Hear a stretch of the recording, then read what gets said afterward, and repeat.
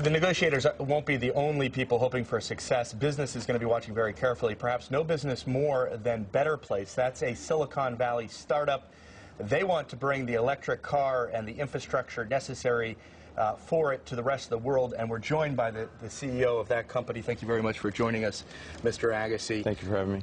We're in Copenhagen. Let's talk about Denmark. This is one of the places where you're making your big push along with Israel. That's right. Explain to me exactly what you want to do for the electric car with your company here. Well, we're the infrastructure company that makes electric cars convenient and affordable.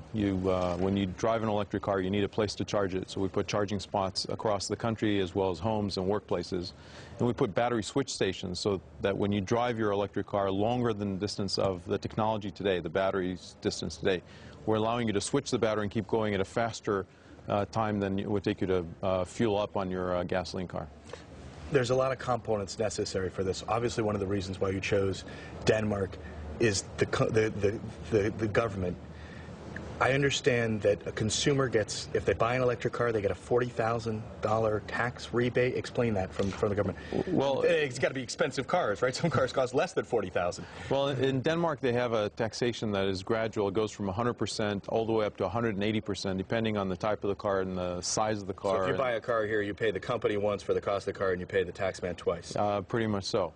They also have a rule that's been in place that on zero-emission cars, you pay zero tax. And so there's a huge taxation difference between gasoline cars and electric cars, which makes electric cars significantly more attractive. So do they not get taxed, the electric cars? Zero tax on electric cars. What are the other sort of pieces of the puzzle that the government is providing? Well, you need somebody to coordinate the effort across all government offices. Connie Hedegaard, the former Minister of Climate here, was a great champion under the supervision of the Prime Minister, and the new Secretary of Climate is continuing that support. We have permits to continue to provide, to put our stations everywhere we needed.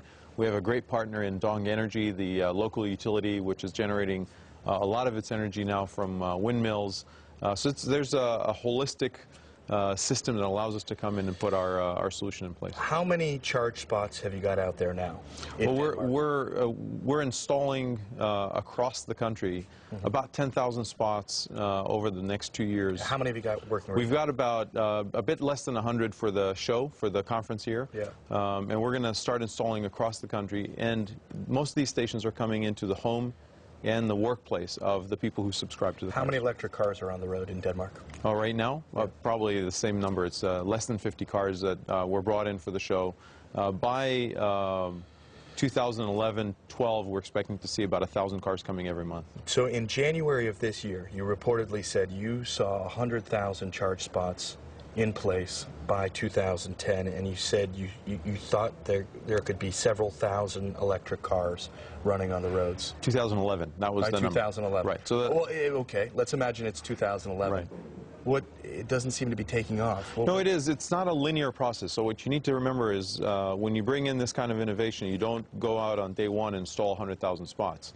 You put a system in place, you test it, you see the success, you debug it, you fix out issues that you find, and then you install more and more and more, and you do it effectively in a sort of an exponential growth. What we've done to date, which is a great achievement, we have the first managed electric car charging network across Copenhagen, where we can actually see every single spot, every battery, every person who charged. We can do billing, we can manage them, we can maintain them all from a single console anywhere in the world. Right. That is a major achievement. It's never been done before. We now know we can install them, we know they work, and now we can scale them to any number we want. So right now you can deal with Renault's cars and batteries.